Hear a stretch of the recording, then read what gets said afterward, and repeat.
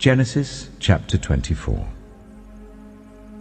Abraham was now very old, and the Lord had blessed him in every way. He said to the senior servant in his household, the one in charge of all that he had, "Put your hand under my thigh.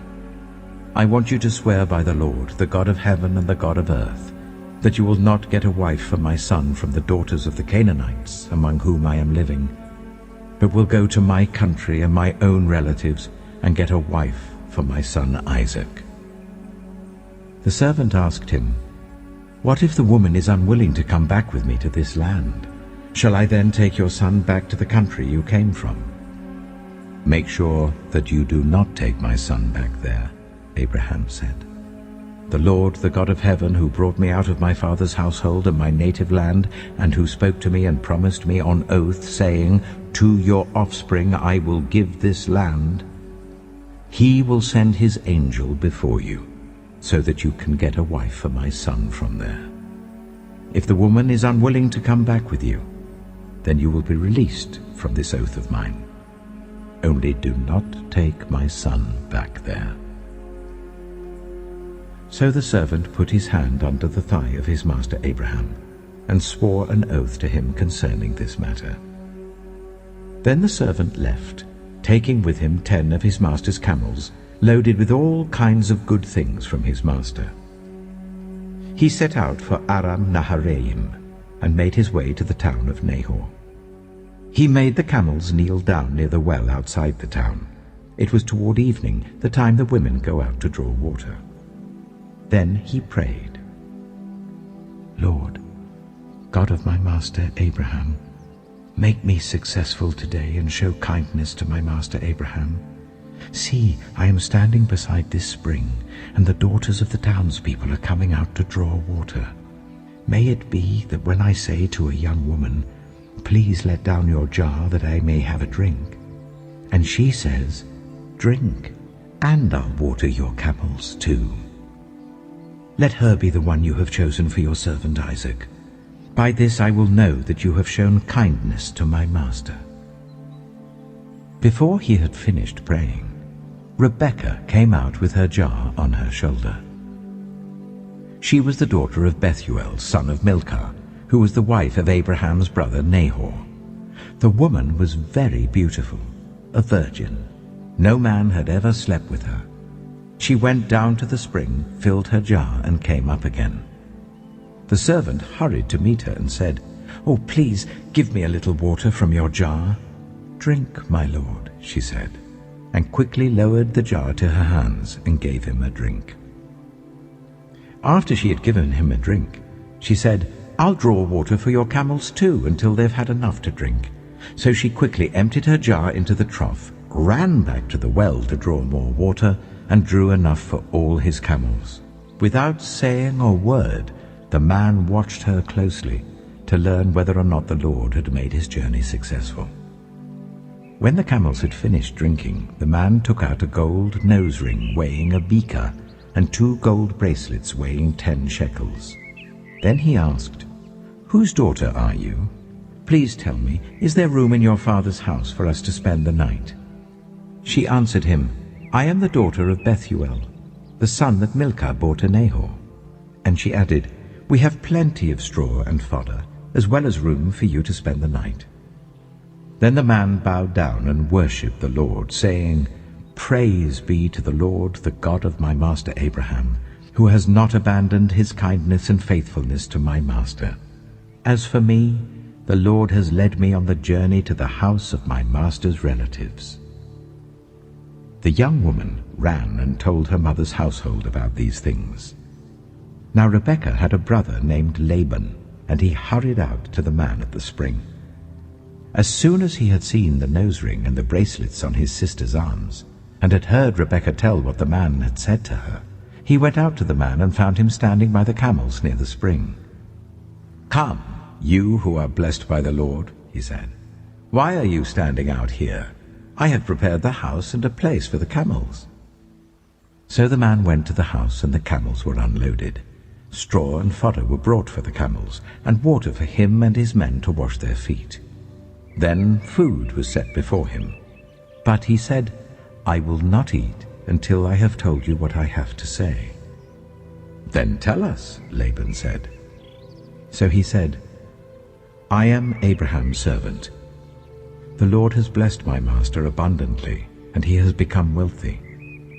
He has given him sheep and cattle, silver and gold, male and female servants, and camels and donkeys. My master's wife, Sarah, has borne him a son in her old age, and he has given him everything he owns. And my master made me swear an oath, and said, 'You must not get a wife for my son from the daughters of the Canaanites in whose land I live, but go to my father's family, to my own clan, and get a wife for my son.' Then I asked my master, 'What if the woman will not come back with me?'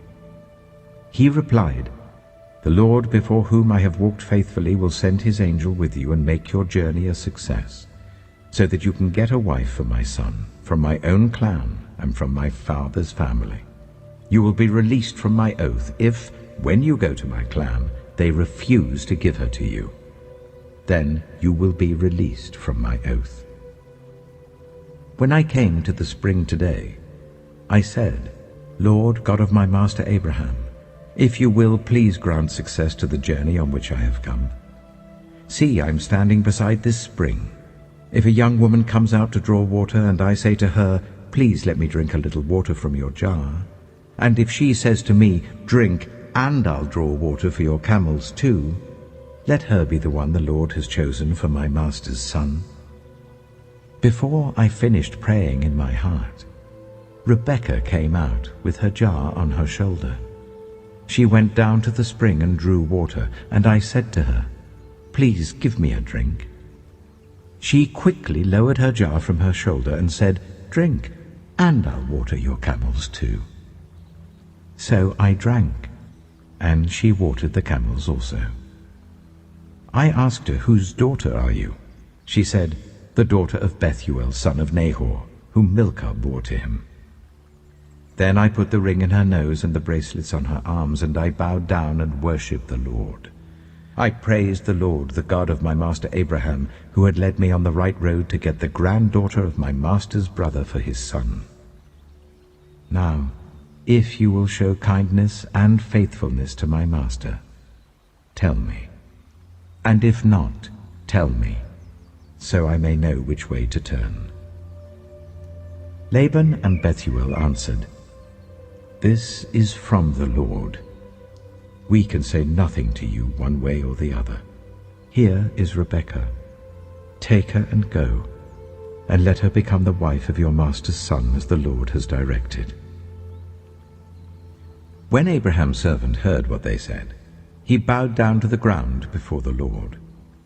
Then the servant brought out gold and silver jewelry and articles of clothing and gave them to Rebekah. He also gave costly gifts to her brother and to her mother. Then he and the men who were with him ate and drank and spent the night there. When they got up the next morning, he said, "Send me on my way to my master." But her brother and her mother replied, "Let the young woman remain with us 10 days or so, then you may go." But he said to them, "Do not detain me, now that the Lord has granted success to my journey.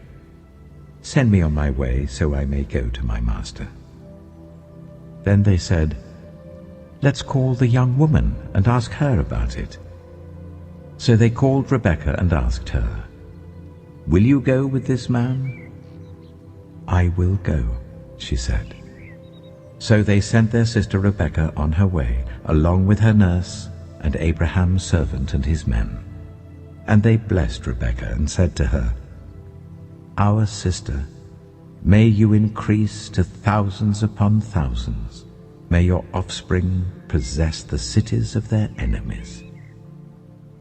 Then Rebekah and her attendants got ready and mounted the camels and went back with the man. So the servant took Rebekah and left. Now Isaac had come from Beer-lahai-roi, for he was living in the Negev. He went out to the field one evening to meditate. And as he looked up, he saw camels approaching. Rebekah also looked up and saw Isaac. She got down from her camel and asked the servant, "Who is that man in the field coming to meet us?" "He is my master," the servant answered. So she took her veil and covered herself. Then the servant told Isaac all he had done. Isaac brought her into the tent of his mother Sarah, and he married Rebekah. So she became his wife, and he loved her. And Isaac was comforted after his mother's death. Genesis chapter 25. Abraham had taken another wife, whose name was Keturah. She bore him Zimran, Jokshan, Medan, Midian, Ishbak, and Shua. Jokshan was the father of Sheba and Dedan. The descendants of Dedan were the Ashurites and Letoshites and the Lumites. The sons of Midian were Ephah, Hanok, Abida, and Eldaah. All these were descendants of Keturah. Abraham left everything he owned to Isaac. But while he was still living, he gave gifts to the sons of his concubines and sent them away from his son Isaac to the land of the east. Abraham lived 175 years.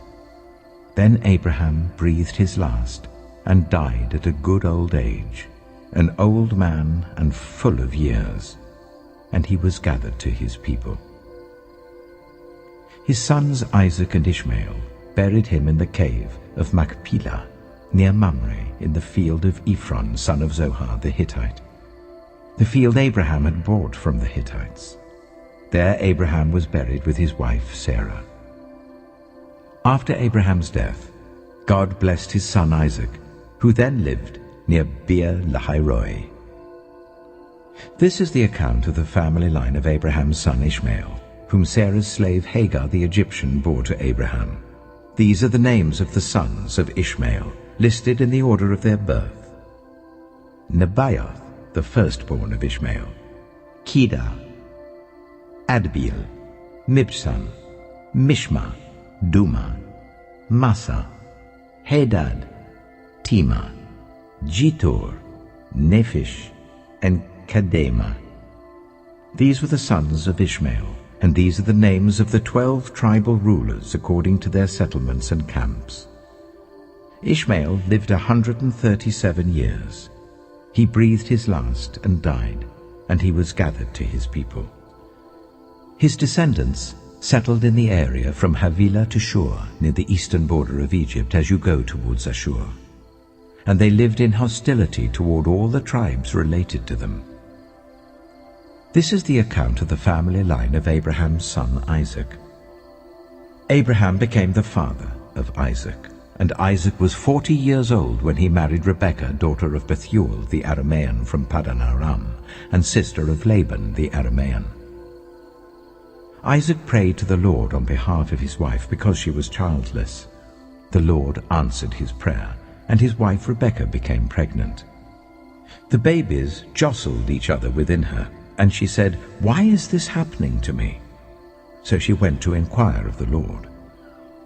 The Lord said to her, "2 nations are in your womb, and 2 peoples from within you will be separated.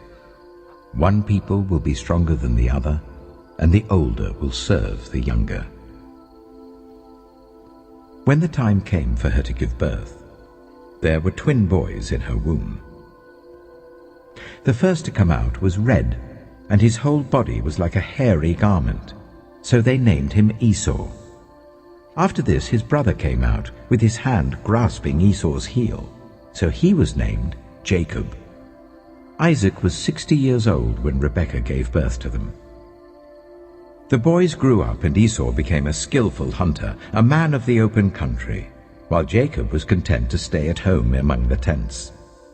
Isaac, who had a taste for wild game, loved Esau, but Rebekah loved Jacob. Once, when Jacob was cooking some stew, Esau came in from the open country, famished. He said to Jacob, "Quick, let me have some of that red stew. I'm famished." That is why he was also called Edom. Jacob replied, "First sell me your birthright." "Look, I am about to die," Esau said. What good is the birthright to me?" But Jacob said, "Swear to me first." So he swore an oath to him, selling his birthright to Jacob. Then Jacob gave Esau some bread and some lentil stew. He ate and drank, and then got up and left. So Esau despised his birthright. Genesis chapter 26. Now there was a famine in the land, besides the previous famine in Abraham's time. And Isaac went to Abimelech, king of the Philistines, in Gerar. The Lord appeared to Isaac and said, "Do not go down to Egypt. Live in the land where I tell you to live. Stay in this land for a while, and I will be with you and will bless you. For to you and your descendants I will give all these lands, and will confirm the oath I swore to your father Abraham. I will make your descendants as numerous as the stars in the sky, and will give them all these lands. And through your offspring all nations on earth will be blessed, because Abraham obeyed me and did everything I required of him, keeping my commands, my decrees, and my instructions." So Isaac stayed in Gerar. When the men of that place asked him about his wife, he said, "She is my sister," because he was afraid to say, "She is my wife."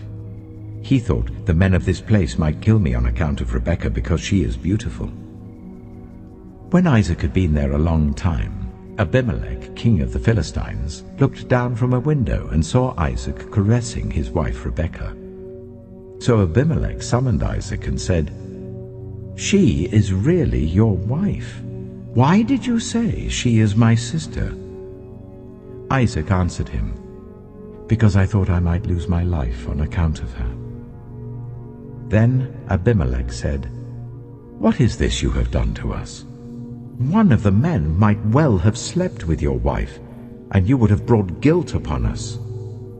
So Abimelech gave orders to all the people, "Anyone who harms this man or his wife shall surely be put to death." Isaac planted crops in that land, and the same year reaped 100-fold, because the Lord blessed him. The man became rich, and his wealth continued to grow until he became very wealthy. He had so many flocks and herds and servants that the Philistines envied him. So all the wells that his father's servants had dug in the time of his father Abraham, the Philistines stopped up, filling them with earth. Then Abimelech said to Isaac, "Move away from us. You have become too powerful for us." So Isaac moved away from there and encamped in the valley of Gerar, where he settled. Isaac reopened the wells that had been dug in the time of his father Abraham, which the Philistines had stopped up after Abraham died, and he gave them the same names his father had given them. Isaac's servants dug in the valley and discovered a well of fresh water there. But the herdsmen of Gerar quarreled with those of Isaac and said, "The water is ours." So he named the well Esek, because they disputed with him. Then they dug another well, but they quarreled over that one also. So he named it Sitnah. He moved from there and dug another well, and no one quarreled over it. He named it Rehoboth, saying, "Now the Lord has given us room, and we will flourish in the land." From there he went up to Beersheba. That night the Lord appeared to him and said, "I am the God of your father Abraham. Do not be afraid, for I am with you. I will bless you and will increase the number of your descendants for the sake of my servant Abraham." Isaac built an altar there and called on the name of the Lord. There he pitched his tent, and there his servants dug a well. Meanwhile, Abimelech had come to him from Gerar with Huzzah, his personal adviser, and Phicol, the commander of his forces. Isaac asked them, "Why have you come to me, since you were hostile to me and sent me away?" They answered, "We saw clearly that the Lord was with you. So we said there ought to be a sworn agreement between us and you. Let us make a treaty with you, that you will do us no harm, just as we did not harm you, but always treated you well, and sent you away peacefully. And now you are blessed by the Lord." Isaac then made a feast for them, and they ate and drank. Early the next morning the men swore an oath to each other. Then Isaac sent them on their way, and they went away peacefully. That day Isaac's servants came and told him about the well they had dug. They said, "We've found water."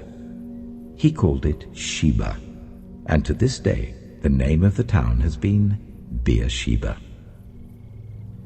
When Esau was 40 years old, he married Judith, daughter of Beeri the Hittite, and also Basemath, daughter of Elon the Hittite. They were a source of grief to Isaac and Rebekah. Genesis chapter 27. When Isaac was old and his eyes were so weak that he could no longer see, he called for Esau his older son and said to him, "My son." "Here I am," he answered. Isaac said, "I am now an old man and don't know the day of my death. Now then, get your equipment, your quiver and bow, and go out to the open country to hunt some wild game for me. Prepare me the kind of tasty food I like, and bring it to me to eat, so that I may give you my blessing before I die." Now Rebekah was listening as Isaac spoke to his son Esau. When Esau left for the open country to hunt game and bring it back, Rebekah said to her son Jacob, "Look, I overheard your father say to your brother Esau, 'Bring me some game and prepare me some tasty food to eat, so that I may give you my blessing in the presence of the Lord before I die.' Now, my son, listen carefully and do what I tell you. Go out to the flock and bring me 2 choice young goats, so I can prepare some tasty food for your father, just the way he likes it. Then take it to your father to eat, so that he may give you his blessing before he dies." Jacob said to Rebekah his mother, "But my brother Esau is a hairy man, while I have smooth skin. What if my father touches me? I would appear to be tricking him, and would bring down a curse on myself rather than a blessing." His mother said to him, "My son, let the curse fall on me. Just do what I say. Go and get them for me." So he went and got them and brought them to his mother, and she prepared some tasty food, just the way his father liked it. Then Rebekah took the best clothes of Esau, her older son, which she had in the house, and put them on her younger son Jacob. She also covered his hands and the smooth part of his neck with the goat skins. Then she handed to her son Jacob the tasty food and the bread she had made. He went to his father and said, "My father?" "Yes, my son," he answered. "Who is it?" Jacob said to his father, "I am Esau, your firstborn. I have done as you told me. Please sit up and eat some of my game, so that you may give me your blessing." Isaac asked his son, "How did you find it so quickly, my son?" "The Lord your God gave me success," he replied. Then Isaac said to Jacob, "Come near so I can touch you, my son, to know whether you really are my son Esau or not." Jacob went close to his father Isaac, who touched him and said, "The voice is the voice of Jacob, but the hands are the hands of Esau." He did not recognize him, for his hands were hairy like those of his brother Esau, so he proceeded to bless him. "Are you really my son Esau?" he asked. "I am," he replied. Then he said, "My son, bring me some of your game to eat, so that I may give you my blessing." Jacob brought it to him, and he ate, and he brought some wine, and he drank. Then his father Isaac said to him, "Come here, my son, and kiss me." So he went to him and kissed him. When Isaac caught the smell of his clothes, he blessed him and said, "Ah, the smell of my son is like the smell of a field that the Lord has blessed. May God give you heaven's dew and earth's richness. an abundance of grain and new wine. May nations serve you and peoples bow down to you. Be lord over your brothers, and may the sons of your mother bow down to you. May those who curse you be cursed, and those who bless you be blessed." After Isaac finished blessing him, and Jacob had scarcely left his father's presence, his brother Esau came in from hunting. He too prepared some tasty food and brought it to his father. Then he said to him, "My father, please sit up and eat some of my game, so that you may give me your blessing." His father Isaac asked him, "Who are you?" "I am your son," he answered, "your firstborn, Esau." Isaac trembled violently and said, "Who was it, then, that hunted game and brought it to me? I ate it just before you came, and I blessed him, and indeed he will be blessed." When Esau heard his father's words, he burst out with a loud and bitter cry, and said to his father, "Bless me, me too, my father." But he said, "Your brother came deceitfully and took your blessing." Esau said, "Isn't he rightly named Jacob? This is the second time he has taken advantage of me. He took my birthright, and now he's taken my blessing." Then he asked, "Haven't you reserved any blessing for me?" Isaac answered Esau, "I have made him lord over you, and have made all his relatives his servants, and I have sustained him with grain and new wine. So what can I possibly do for you, my son?" Esau said to his father, "Do you only have one blessing, my father? Bless me too, my father."